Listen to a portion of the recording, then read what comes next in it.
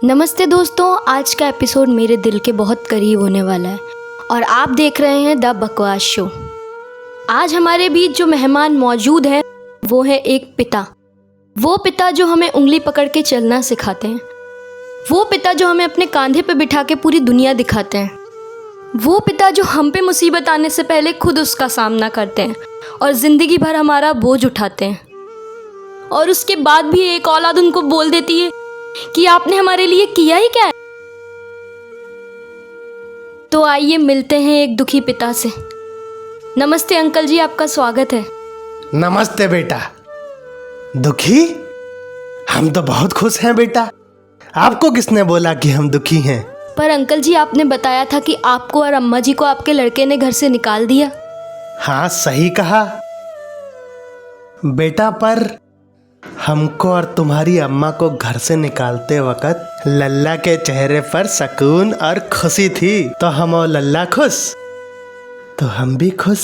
पर अंकल जी, आपके लड़के ने ऐसा किया क्यों? वो तो पता नहीं बेटा, और हमने पूछा भी नहीं, पर कुछ बोल तो रहा था, तो हमने भी 2 शब्द लिख लिए थे याद करके।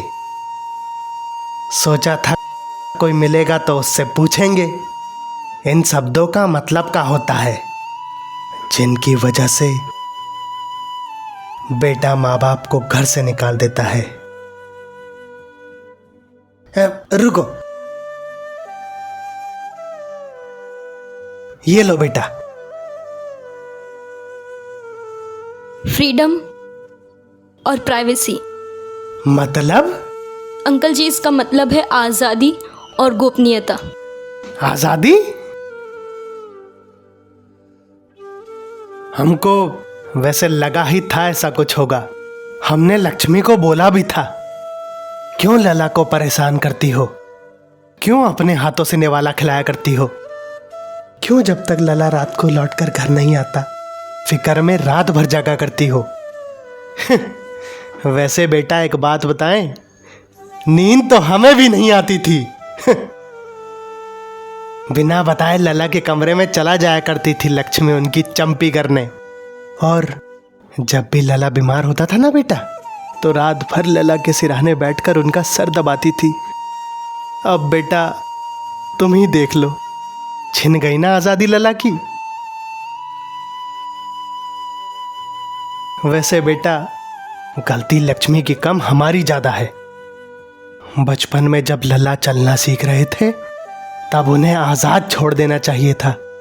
अपनी उंगली पकड़कर चलना क्यों सिखाया हमने? हमको भी लला की आजादी की फिक्र होनी चाहिए थी। और हाँ, दूसरा शब्द क्या था बेटा? हाँ अंकल, वो दूसरा शब्द था गोपनीयता। गोपनीयता? बेटा पर वो तो जब पैदा हुए थे और डॉक्टर साहब ने नंगा उनको हमारी गोद में रखा था, तभी नहीं छिन गई थी उनकी गोपनीयता? कहीं भी किसी के सामने भी नंगे पड़े होकर हम पर मूत दिया करते थे, तब नहीं छिन गई थी उनकी गोपनीयता? 6-7 साल की उम्र तक अपने इन्हीं हाथों से उनकी टट्टी धोते थे हम। अपने इन्हीं कंधों पर नंगा बिठाकर उनको पूरी दुनिया दिखाई, तब नहीं छिन गई थी उनकी गोपनीयता? अपनी जांघों पर लेटाकर उनकी तेल मालिश करते थे ताकि हम और लल्ला ताकतवर हो जाए, तब नहीं छिन गई थी उनकी गोपनीयता? बहुत बड़ा होने तक लल्ला हम दोनों मियां बीवी के बीच में ही सोते रहे, तब हमने तो कभी नहीं बोला कि हम दोनों मियां बीवी की गोपनीयता छिन रही है। तो लला की गोपनीयता कैसे छिन गई? चलो, लल्ला हमारा समझदार है। लल्ला खुश तो हम भी खुश। आपकी बातें सुनकर तो मेरा दिल बैठा जा रहा है। अरे नहीं नहीं बेटा, दुखी नहीं होते। ना ना ना ना ना बेटा ना, हम और लल्ला खुश तो हम भी खुश। और वैसे भी अब तो हम और लल्ला के पास आजादी भी है और उनकी गोपनीयता भी है, तो बस और का तो अंकल जी, अम्मा जी नहीं आई आपके साथ? अम्मा बेटा मंदिर में ही रुक गई, वहीं रह रहे हैं ना आजकल हम लोग। वो लला की तरक्की और उसकी लंबी आयु के लिए कोई व्रत रखा था लक्ष्मी ने। तो घर तो है नहीं बेटा जो जब चाहे पूजा कर लें। मंदिर में तो टाइम से पूजा होती है ना बेटा। तो लक्ष्मी जिद करके मंदिर में वहीं रुक गई। बहुत समझाया हमने, पर लक्ष्मी माँ है, रुक गई। अंकल जी, मुझे तो समझ ही नहीं आ रहा है कि मैं क्या बोलूं। आप तो बस खुश रहो बेटा। हाँ, हमारा आशीर्वाद है आपके साथ। पर बेटा एक बात बोले, एक काम कर दोगी हमारा?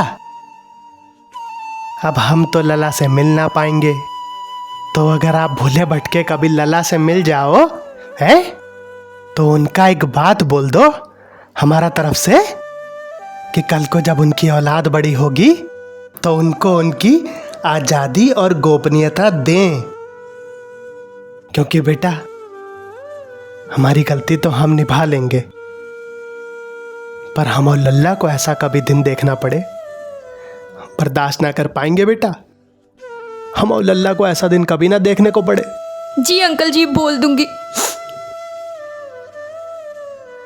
बेटा इस बूढ़े का एक काम और कर दोगी छोटा सा? हाँ जी अंकल जी, बोलिए ना।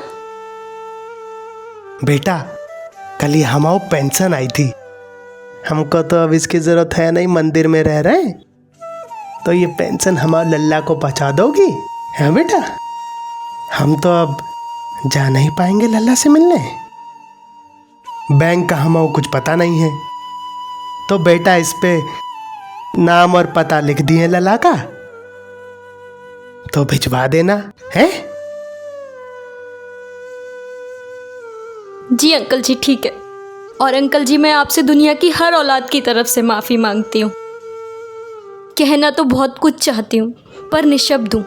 अंत में सिर्फ यही कहना है कि जो बच्चे अपने माँ बाप के एहसान को भुलाकर उनसे ये सवाल पूछ लेते हैं कि आपने हमारे लिए किया ही क्या है, याद रखिए समय का चक्रा रुकता नहीं।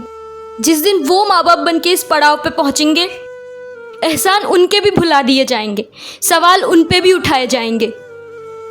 मैं आपसे विदा लेती हूँ। मिलते हैं अगले एपिसोड में। नमस्ते।